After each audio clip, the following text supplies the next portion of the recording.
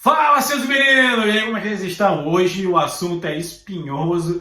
Antes, quero deixar claro que eu não vou falar nem de Lula, nem de Bolsonaro para criticar, para apoiar, para falar nada. Eu quero discutir com vocês esse fenômeno da negação, né, dessas pessoas que estão na porta dos quartéis em aceitar a vitória, né, e o governo Lula que já está trabalhando, já revogou, já decretou, já tem viagem internacional marcada.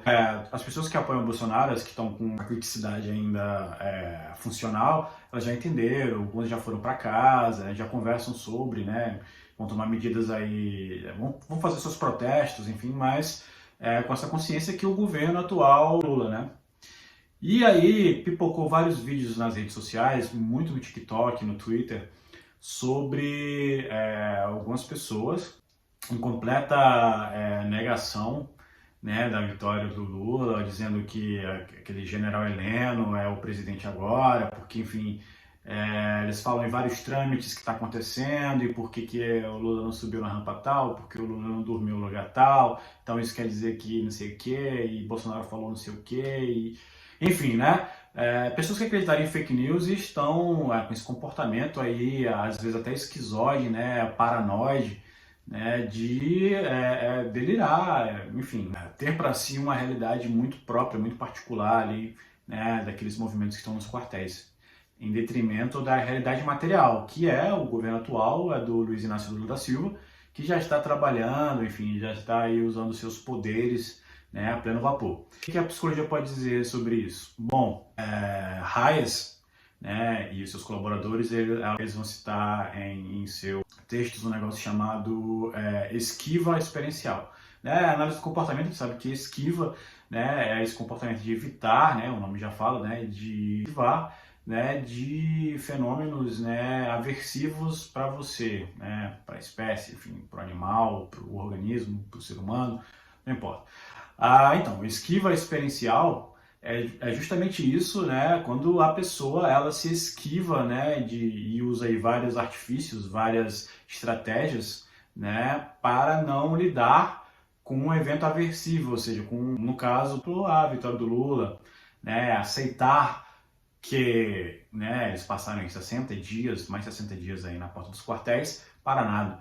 Então, assim, são pessoas que não lidam com a dor, precisam lidar e ficam nessa negação, né? Algumas das estratégias são uma racionalização, quer dizer, né? Então, olha, não, Lula não subiu a rampa tal, então quer dizer que ele não é o presidente ainda. Então, ele não dormiu na morada oficial ainda, então ele não é o presidente de verdade. Então, vai se criando essas racionalizações, né, para tentar evitar, né, para fugir da realidade, que a realidade é muito dolorida, né? Convenhamos, né, é um movimento, são pessoas ali que estão unidas por uma causa em comum, com comportamentos muito comuns, com crenças em comuns, que precisam lidar com essa realidade do que, olha, meu esforço, né, não fez muita diferença. Ou então o meu presidente, que é no caso o Bolsonaro, né, não está falando nada. Então, já se ele não está falando nada, então ele está soltando várias imagens cifradas, que foi o que aconteceu também, né? A gente viu vários vídeos e vários comentários de pessoas racionalizando as fotos do Bolsonaro. Não, mas tem um rodo, quer dizer que ele vai limpar a política, enfim, né? Vamos procurando aí várias coisinhas assim para tentar racionalizar, né? Para não lidar com a realidade. E por muito tempo essa esquiva experiencial, ela é uma artimanha também adaptativa, né? Então, muitas espécies, né, incluindo os seres humanos, durante a história, né, a história de vida, precisaram usar isso para evitar certos eventos, né, aversivos, para continuar vivendo, né? Só que nós, diferente dos animais, nós temos aí a linguagem, que é isso que deixa essa esquiva experiencial muito mais complexa, né? Continuando aqui, o Hayes ele fala, né, que a linguagem ela possui uma característica conhecida como bidirecional, no sentido de que assumir a função do evento, né? Por exemplo, falar de um evento traumático faz com que a pessoa experiencie o sofrimento novamente. Essa característica da linguagem faz com que as pistas de ameaças ambientais aumentem bastante e comecem a prejudicar a vida diária do indivíduo, já que a pessoa passa a evitar não somente a situação real, mas também qualquer representação simbólica ou algo que remeta a essa questão.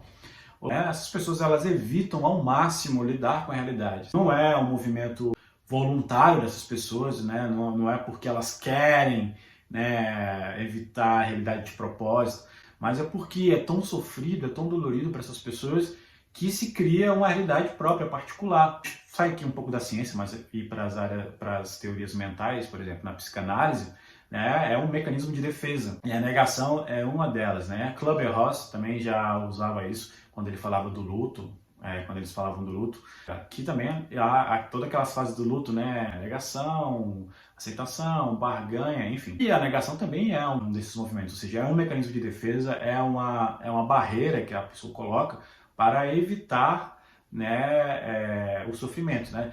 E por que essas pessoas continuam ainda lá? Há uma questão social também, a gente não pode esquecer que existe todo um aspecto social muito forte, né? Que é o sentimento de pertencimento.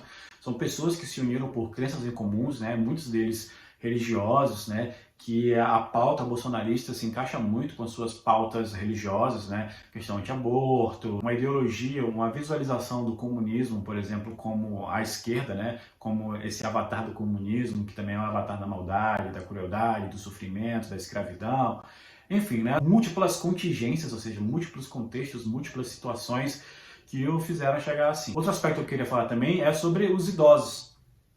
A gente vê que muitos desses vídeos, a gente passa na porta dos quartéis e tudo, né, são pessoas que boa parte são idosas, né, pessoas já velhas. E aí entra outra questão também. No capitalismo, o idoso ele se torna um peso, né? A gente sabe que existe ali um tempo de vida produtivo, né? Então são pessoas que morrem ainda em vida, ou seja, né, elas não são capazes mais de produzir, ou seja, elas não são mais importantes para o sistema. Então, ou elas são aposentadas compulsoriamente, né, ou nem sequer se aposentam, ou nem se pode aposentar, são simplesmente dispensadas porque elas são velhas, elas não podem produzir mais como uma pessoa mais jovem. Então são pessoas que ficaram largadas pelos cantos da casa, às vezes até sem amizade, que veem os filhos aí muito raramente, uma vez por semana, uma vez por mês, às vezes só no Natal. São pessoas que estavam completamente à margem, né, social, capital. Quando há essas múltiplas contingências que fazem surgir o bolsonarismo e todas essas crenças e necessidade de acreditar, né, naqueles ideários bolsonaristas, então são pessoas que se viram ali unidas, né? E também outra múltipla contingência que foi a questão da internet, né, do WhatsApp, o fenômeno do WhatsApp, né? A eleição de Bolsonaro foi majoritariamente feita com a ajuda, né, das correntes de Zap. O próprio bolsonarismo criou um ecossistema ali que essas pessoas não vão mais procurar informações pelos meios oficiais, pelos meios mais tradicionais, né, a imprensa tradicional, né? Então elas se retroalimentam ali daquele ambiente digital, né, com muitas fake news até. Criou-se, né, essa contingência aí de pessoas que acreditam naquilo e que se uniram e se conheceram através do WhatsApp. Então, quando elas foram para frente dos quartéis, né, estava ali formada uma sociedade para, né, para se proteger, se resguardar, né, do resto do mundo.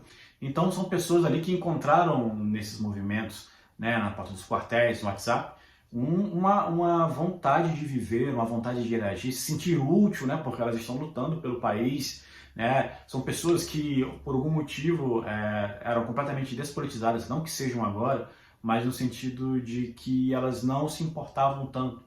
Então, há essa ressignificação da importância política, né, do sentimento ali maior, que é o amor à pátria, patriotismo à la Bolsonaro. São pessoas que se uniram, né, então tem todo esse ecossistema social envolvido, então são muitos fatores que fazem essas pessoas ficarem nos quartéis, muitos fatores que fazem, né, e ajudam a explicar, como eu já falei, que esses velhos, né, essas pessoas idosas, elas se sintam vivas novamente.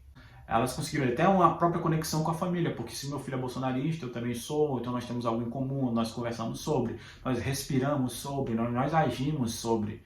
É isso. E o que a gente pode fazer para essas pessoas? O que a ciência pode fazer? O que a psicologia pode fazer? Bom, o caminho mais lógico seria a terapia, né? Uma maneira de lidar ali com a realidade. Acho que o mais lógico seria que esses líderes, né, esses avatares do bolsonarismo, desses movimentos, né, explicassem a realidade para essas pessoas, né, porque assim, há um movimento também de muitas fake news feitas de propósito, né, com o intuito de enganar essas pessoas, né, de alimentar ainda mais esse desejo, né, essa profunda necessidade de acreditar, né, que Bolsonaro ainda é o presidente, que ainda retornará de maneira rápida agora, né, sem o pleito eleitoral comum.